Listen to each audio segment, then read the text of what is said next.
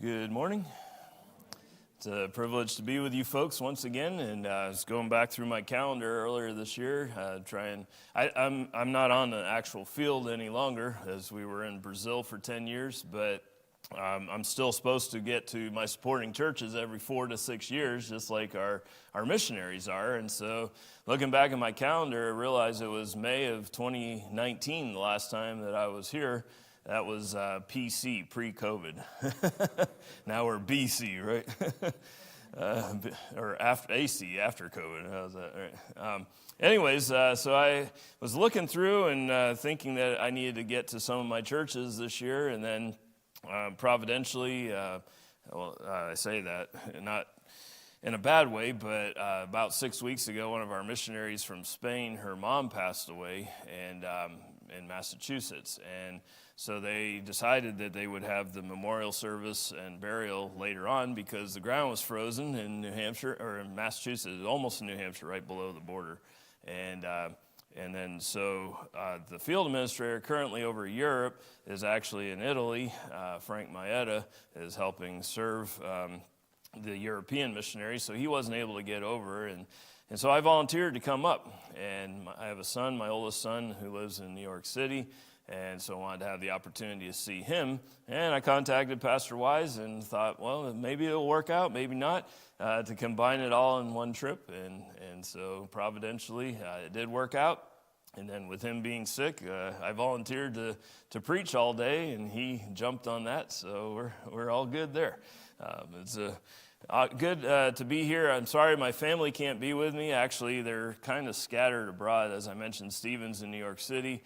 Needs a lot of prayer. He's not walking with the Lord right now. He hasn't cut us off, but every time I get a chance to spend with him, trying to encourage him. And then our second son, Joshua, lives in Greenville, South Carolina. He's 22. Our oldest is 24. Then Caroline is a freshman at Maranatha Baptist University. And so yesterday, she just arrived home in Alabama on spring break. And my wife and youngest daughter, Julia is a junior in high school. So Caroline's 19, Julia's 17. And my wife teaches. She's an adjunct professor at a community college for English, and then also works for the Army right now. She's a technical writer and editor in the Redstone Arsenal there in Huntsville. Those are extra jobs to help pay for kids' college tuition and things like that. So because of that, during the school year, it really ties her down and not able to travel with me. But in the summertime, she's off, mostly from school, and she can do her Army work remotely. And of course, she's thinking she may get cut by Doge any day now. She's the low woman on the totem pole there, but that's neither here nor there. If it happens, it's the Lord's will, and we move forward. But anyways, so she's not able to travel. But in the summertime, she does travel with me, and so on our foreign trips, at least, and some domestic travel, she's able to go with me. But I just wanted to give a little update this morning in Sunday School Hour. There's been some transition at Baptist World the last couple of years. Dr. Bud Stedman was our director, and he doesn't like the word retire. He has changed roles to missions mentor, and so he travels around, preaches at churches in the States on missions, and then once in a while is able to go to a foreign field to be an encouragement to the missionaries. And they moved to South Carolina, where a couple of their kids and grandkids are, and so I don't see him a whole lot, but our new boss is Ben Sinclair. He was a missionary in Cameroon for 20 years, and he and his family are now in the Decatur, Alabama area, and he is my new boss. And so things have been pretty smooth in transition, but we've had some turnover. Different secretaries and administrative assistants have left. A couple administrators have retired, and we've had some restructuring. Looking at the missions family as a whole, back when I joined the home office about 8.5 years ago, we had 5 field administrators, divvied up the world amongst them, and we each had about 30 different missionary families or units, whether single, couple, or family.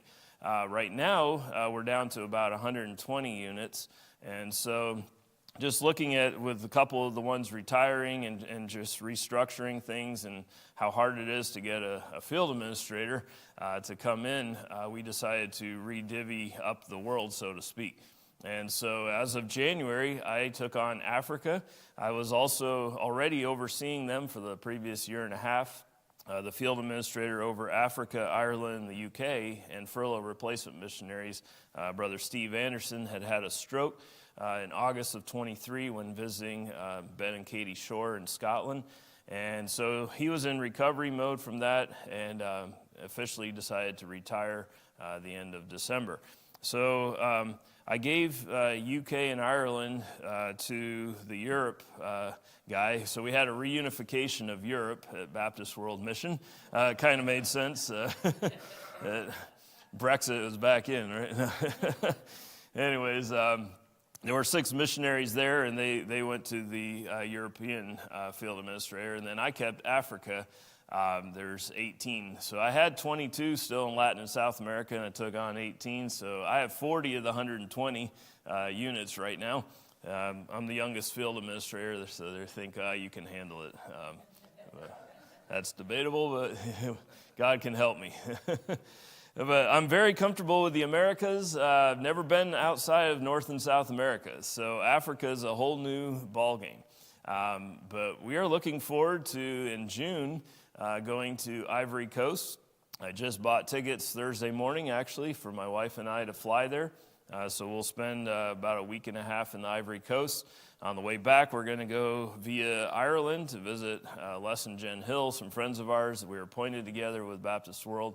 My wife's always wanted to go to Ireland, and for actually only a couple $100 above and beyond the tickets to back and forth to Ivory Coast, we're able to spend 4 days in Ireland as well. So we're going to take advantage of that. That's June 2nd through the 16th. And then the first week of July, we'll be in French Guiana. That's in South America. It's part of France, but it's in South America. So we'll be there with Ray and Jennifer Teachout and their family, and looking forward to that. Then later this year, I'll be heading to Ghana, Uganda, and Madagascar, hopefully all in one trip. It's kind of, I like to piece together my itinerary, and I was looking, I said, oh, you know what, Ethiopian Airlines flies to all 3 of those countries, and I don't have to go back and forth to France or Turkey or Syria or wherever. And I mentioned to one of the missionaries that I was considering that, and they said, you actually would fly on Ethiopian Airlines? Apparently doesn't have a good reputation. I don't know. So I may have to rethink that one. Plenty of time to do that. I just got back a week ago Thursday night from Uruguay. I understand you had the Perez's in recently, Archie and Ruth. And they obviously were not there when I was down there, but I did see their colleagues. I stayed with John and Mickey Rayfelt, who work with the seminary. I preached in the church that they have turned over to Pastor Pablo Ketchichan, some Polish last name. Always not sure the English pronunciation. Ketchichan, I think is how they say it there. And then the Chalviers are at the El Real Church, and I was able to preach there. I also went to Durazno in the central part of Uruguay and preached. So I preached 4 times, actually, in 8 days while there, and all in Spanish. So if I struggle with my English, you'll understand why. Spanish is actually my 3rd language. I speak Portuguese fluently, and I've been working really hard on my Spanish the last several years to be able to preach. And it's always interesting because I get up and I preach in Spanish and everybody understands me, but afterwards they said, oh, you have a Brazilian accent. You have a Portuguese accent. I guess that's better than having an American English accent speaking Spanish. But anyways, it was a joy to be able to serve there in Uruguay. The first 3 days I was there, it was over 100 degrees every day, heat index 120, and I knew there was a cold front coming through.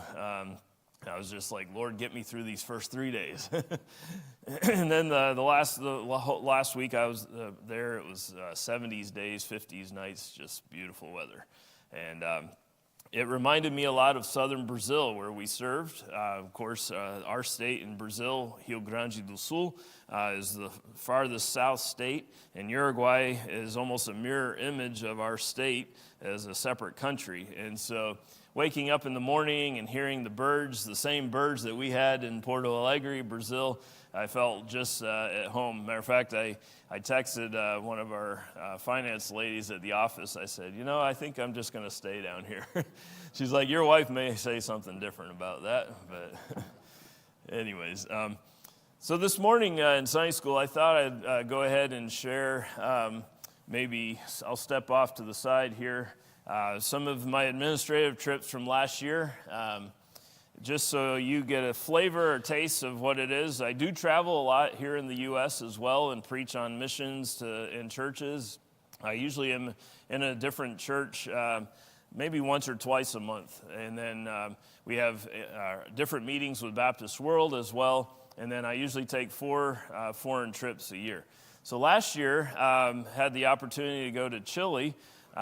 We usually, as administrators, try to visit our missionaries once every 3 years, just rotate through them to get into their homes. We're not there to spy on them. We're there to be an encouragement. Maybe there's struggles that they're facing in ministry or family, and just work through some of those details, and then preach or teach in their ministries. But with new missionaries, we try to get there within the first year or around the end of the first year, just to see how they're adapting to the country, the culture, the language, things like that. So I was able to be in Chile. This is Joe and Hallie Taylor. They had just arrived actually a few months before this. They were supposed to arrive the previous year, but due to her being pregnant and suggestions that she have the baby in the States, they pushed off their departure. But I had already had my schedule made for last year, and so I was able to be there for about 5 days with them. Next slide. These are just some pictures of Santiago. I usually rent a car in these countries and drive. A lot of people, as a matter of fact, the first time I did that as a field administrator was to Uruguay. And Archie Perez, when I told him he's like, do we need to come pick you up in Montevideo on this 3-hour drive? I said, no, I'm going to be renting a car and drive around. He's like, are you crazy? And then he's like, oh yeah, you were a missionary in Brazil. You're used to driving in South America. So anyways, I probably won't do that in Africa. I'm going to rely on the missionaries in Africa just because I've heard stories and I don't want to deal with any problems. I have a problem right now with my rental car. That's another whole story.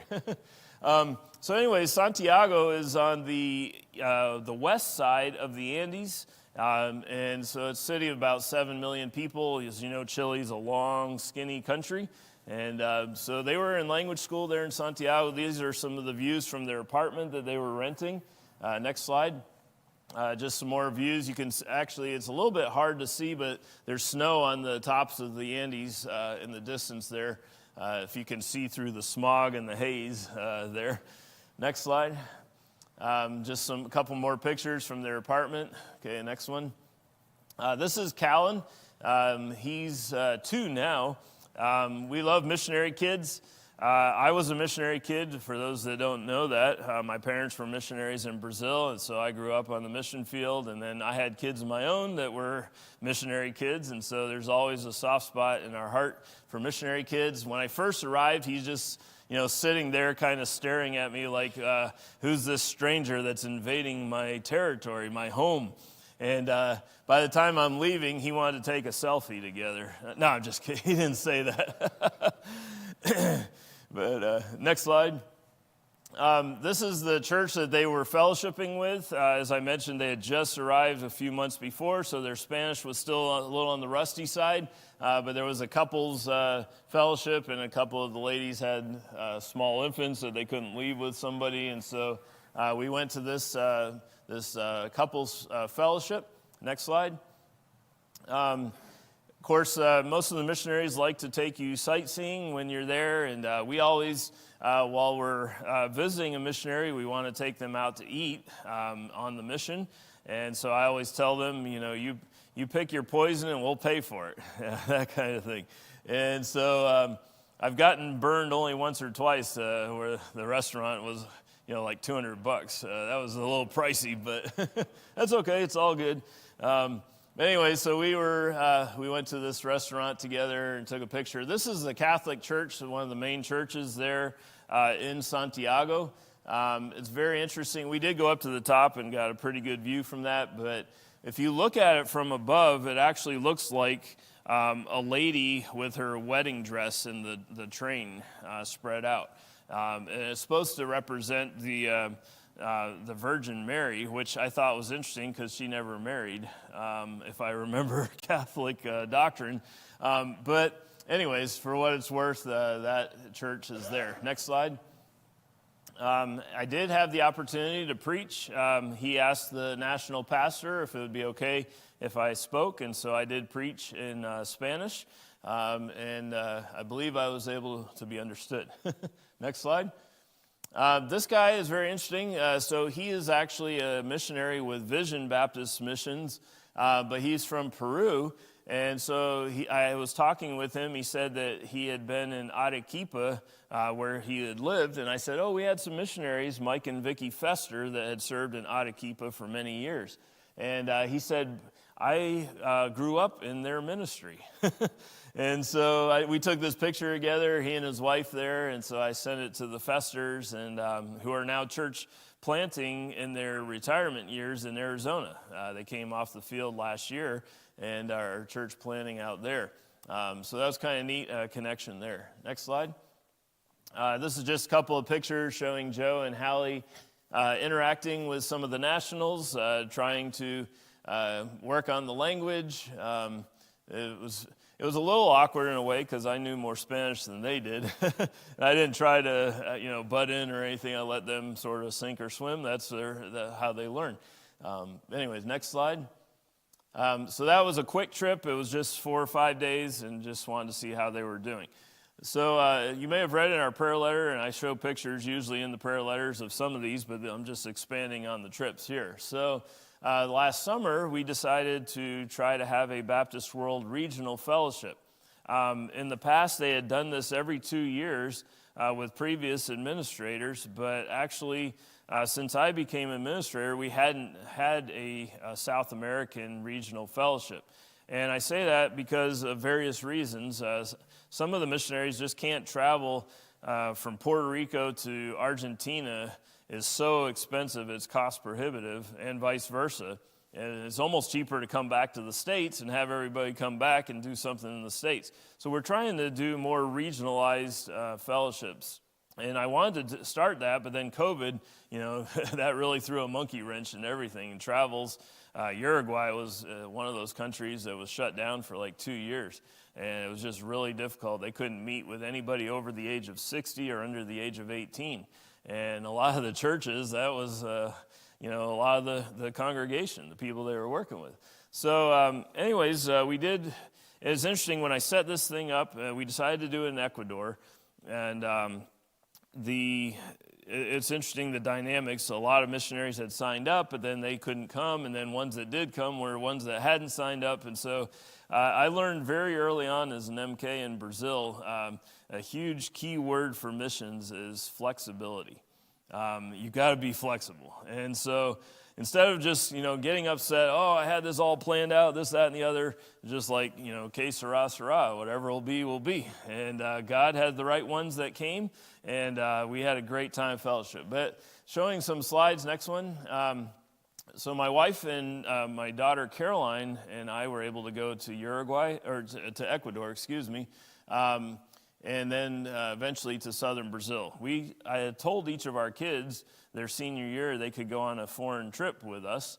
And so Caroline wanted to get back to Brazil one last time. We were combining that with this trip here and visiting our missionaries at the same time. So this is Ecuador. This is south of Quito.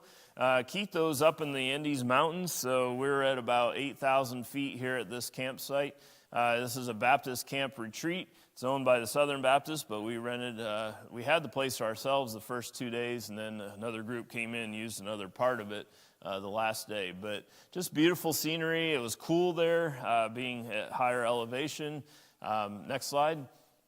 As you can see, they had kayaking. That's my wife out there in a kayak on the little lake there. They had soccer for those that were interested. Next slide. A couple of the MKs, I think that's Caroline and one of, I'm not sure who that, I think that's Laura Teachout from French Guiana that is with her. Anyways, as all good Baptists do, you've got to have meals, right? 3 times a day, everybody's got to eat anyways. So we got together for a good time of fellowship. They had a big kids table, and then there was more of a teenage table, and then more of the adults. Next slide.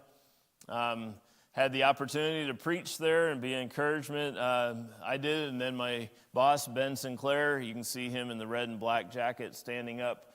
We had times of testimonies, not official service times, but just times of trying to be an encouragement to the missionaries. Next slide. This was our little meeting room, very interesting setup.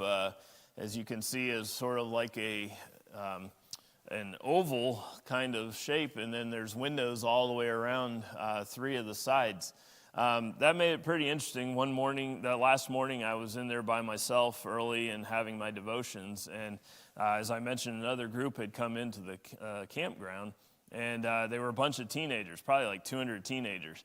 And so these guys walking by, looking at the American, and they said something like in Spanish, look at the gringo in there. And I looked up and turned and looked at them, and I was like, yo te entiendo, I understand you. And they were like, oh, freaking out. That was fun. Anyways, next slide. We were there for 4th of July, and so my wife and I actually had taken down some decorations, a U.S. flag, and we were able to have a time of that. Over on the left side, that's Roberto Coelho from Brazil. He and I sang together English and Portuguese. There was a group there that spoke Spanish, and they did a special number in Spanish. There was another group that spoke French, because we had the ones from French Guiana, and then the Sinclairs in Cameroon, they had learned French over there, and so they did a special number in French. Next slide. We brought down streamers and tablecloths and all kinds of stuff. We couldn't bring sparklers or fireworks, but Mark Ackeret, our missionary, was able to acquire some and really put off a pretty spectacular fireworks display, which we thought it was interesting, especially the Brazilian missionaries, because in Brazil, when the fireworks go off in a neighborhood, that means that the drugs have arrived. And so we were wondering and hoping that wasn't the case in Ecuador, because they're like, oh, these fireworks over at the Baptist campground, what is going on over there?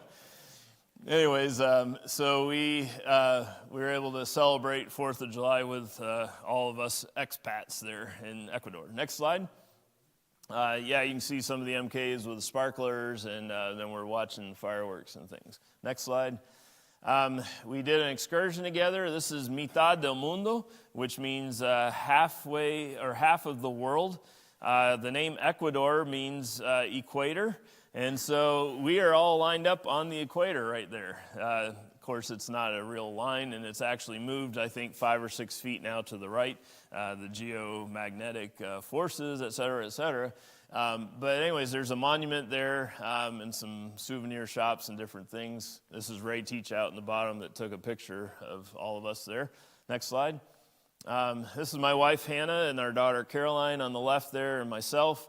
And then over here, you can see the monument on the right. That's Emma Sinclair. They have the little nail that you can put an egg up on the end. And because you're on the equator, you can set the egg up there and it'll balance on the top of the nail head. And so she was all proud that she got that thing to stand up on the nail. Next slide. There's an animal that's roasting there on that spit. My wife and I had eaten it previously in Colombia. It's called cuy. In English, that's guinea pig. So it's a delicacy there in Colombia and Ecuador and parts of Peru. And so they're roasting cuy there on that spit. Sorry if you have guinea pigs as a pet. I don't mean to offend anybody. They taste pretty good. Next slide. There's Caroline and Laura Teachout, and then kids playing games, the MKs. I think they were playing Phase 10 or Dutch Blitz or something like that. Anyways, next slide. It was a good time for fellowship for these MKs as well. As I mentioned, some of them are isolated. They don't have other friends necessarily where they're serving. And so being able to interact with kids that are in the same situation as them, serving the Lord with their family in a foreign field, being able to have that time of interaction. So that's the Coelho girls with one of the Teach Out girls. And then this is Sam Coelho and Nathan Teach Out. Beautiful scenery there. Next slide. This is up at the top of the mountain, so at 14,000 feet, there's a cable car that you can go up to the top, and this is Quito, Ecuador, looking down there in the valley. Airport's actually on the other side of that hill. I can't see that from there. They have a big green park area in the middle, sort of like Central Park, United States. Beautiful scenery there. It was a beautiful day when we went up. Next slide. Oops, how'd that get in there? Thought I took that slide out. So, enjoying the rare air up there. Next slide. We didn't go horseback riding, but some of them did, and the picture taken there. There were some llamas up there as well for petting, different things. Next slide. This is the group, once again, back at the campground. So we had missionaries from Colombia, Ecuador, Brazil, French Guiana, and then the director and his family, and then my family. It came from the United States. It was a great time of fellowship. They had a couple of interns there as well in Ecuador. Next slide. So on Sunday, we were able to celebrate the second anniversary of the church where Mark and Ashley Accurate are. This is Iglesia Bíblica Bautista Lumbrera. I got this picture taken just before I almost got hit by a car. I thought there's 3 lanes out there, and it's Sunday morning. It wasn't a lot of traffic, and I'm standing in the first lane taking it, and I saw a car coming. I thought for sure he would have gotten over. Instead, he just laid on the horn and kept coming. So I jumped back up onto the curb right after I took this picture. Anyways, next slide. So this is the celebration, special service there. Mark is introducing some ladies that had been baptized and were joining the church, and the Lord's doing a great work there in that ministry. Next slide. Had the opportunity once again to preach in Spanish. Next one. And then that's Ashley singing special music, and then Mark in the afternoon service after we had dinner on the grounds for lunch. Mark is interpreting for Brother Ben Sinclair. So Mark and Ashley, of course, had been through language school. I'd been there 3 years prior, and they're doing a great work for the Lord. They're on furlough currently. A couple of hiccups with furlough replacement missionaries, but I think things have been ironed out now there. Next slide. Here's the 3 Stooges, Ben, myself, and Mark. Mark and I have other things in common as well. Both of us have our private pilot's license, and we love to fly. I'm not current. He may not be either at this point.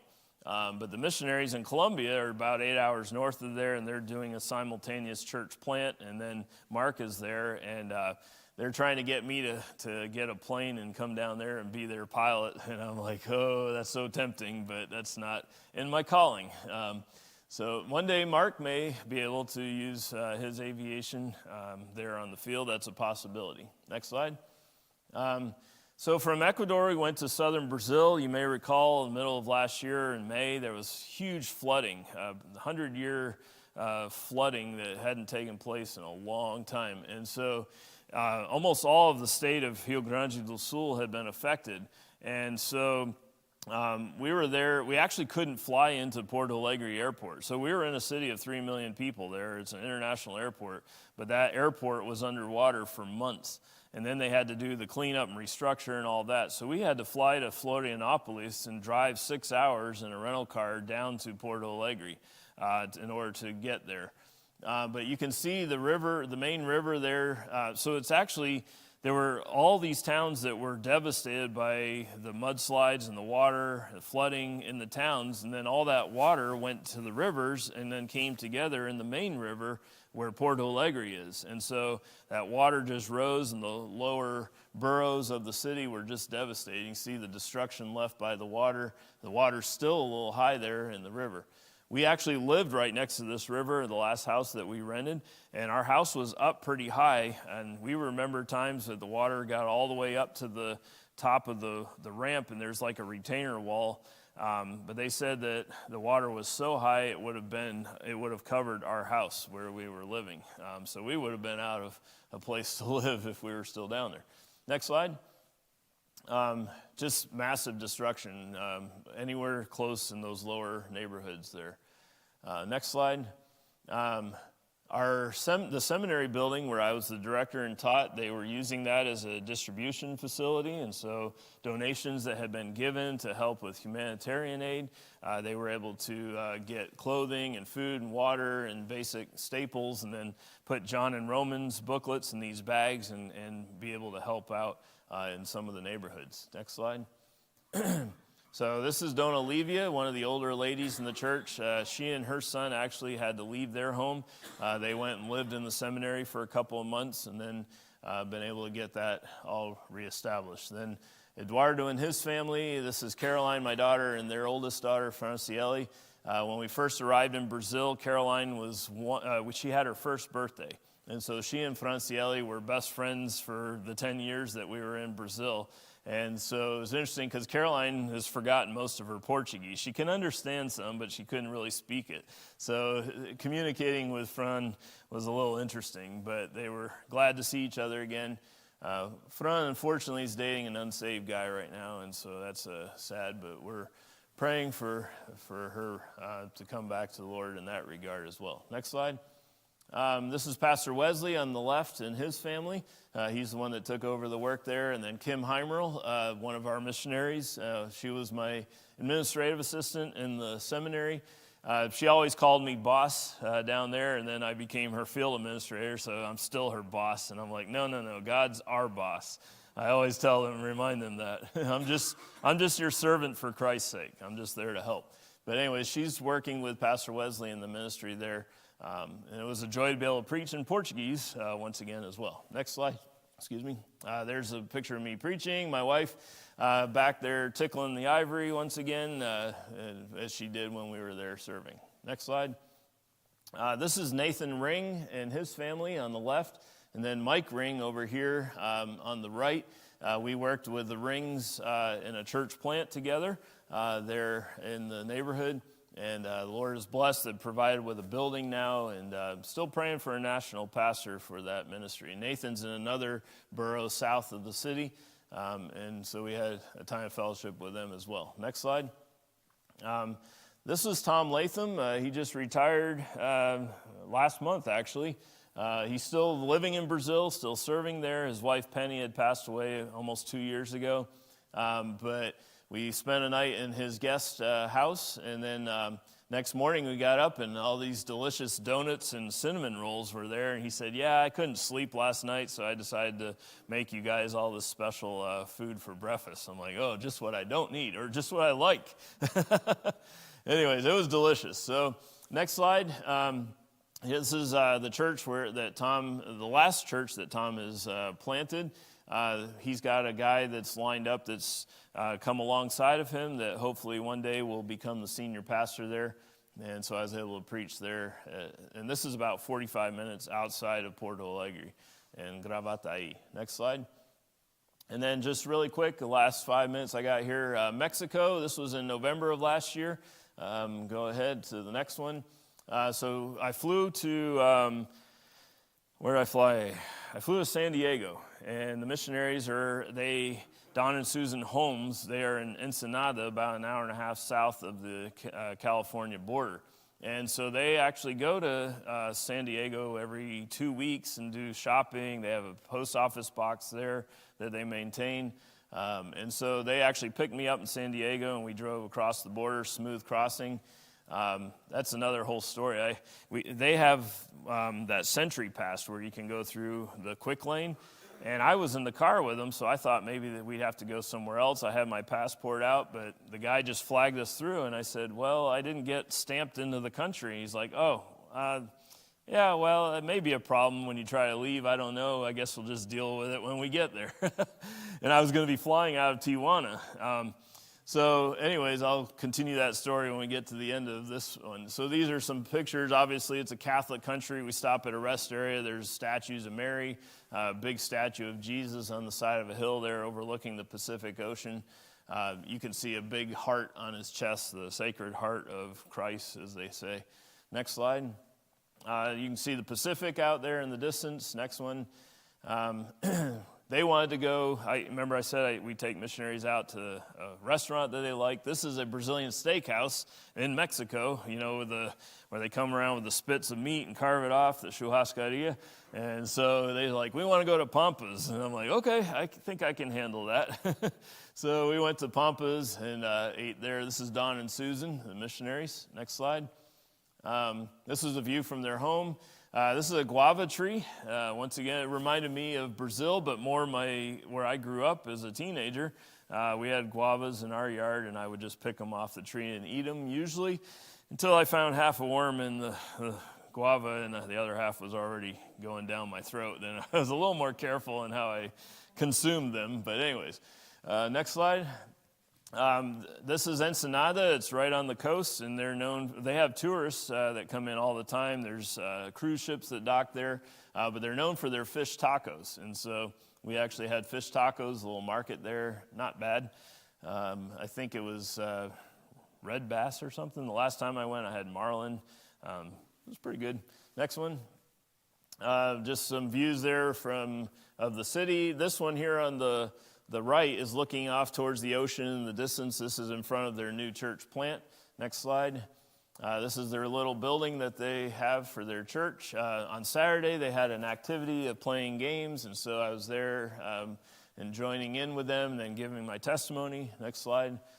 And just pictures of playing the games. Next slide. I will say the last time we were there, my wife was with me. We were there 3 years ago, and we played Uno Flip. I had never played Uno Flip before, and I ended up with the most points. You're not supposed to get points, and I had the most points they had ever seen anybody get. And so they remembered me, and when I came back, they're like, oh, we want to play Uno Flip, and I'm like, no, thank you. Let's play something else. This was the first church that the Homes had started. They've turned it over to a national, Pastor Luis, and so they actually had a combined service there that Sunday. Next slide. I was able to preach there, interacting with the folks. Next one. This is Don outside there, time of fellowship after the meal. Next slide. So we did play games. The Homes like games. They asked me if I was okay with playing, and so I said, yeah, let's play. And so Ticket to Ride, some of you may recognize the game. So we played, and Don won, and we played again, and Don won. We played again, and Don won. And so, sounds like Don won. Don won. So then Susan and I were like, well, we got to try to beat him. And so over the course of the next 4 days, we played 17 times. I'm sick of Ticket to Ride. I told him next time I'll bring Ticket to Ride Europe, vary it up a little bit. But anyways, next slide. Just beautiful scenery there, the Pacific Ocean. This is driving back north from Tijuana, from Ensenada. Next slide. This is the Bible Institute on the left where they teach. They teach there twice a week, I think, on Tuesdays and Thursdays. And so the day that I was going to fly out of Tijuana was a Tuesday. It was actually election day here in the United States. I had already voted absentee because I knew I wouldn't be back in the States until on Wednesday. And so we dropped Susan off at the seminary, the institute, and then he and another guy took me to the airport in Tijuana. This is just Tijuana hillside. Next slide. Very arid there, north of Tijuana. That's the border wall up there on the top, and then this is the border wall coming into the airport. The airport is right next to the U.S., and so looking through the slats there, that's the United States on the other side. This is the view from Mexico. Next slide. That was it? Okay. I couldn't remember. I had a variation or abbreviation. So just real quick to terminar. There I go in Spanish.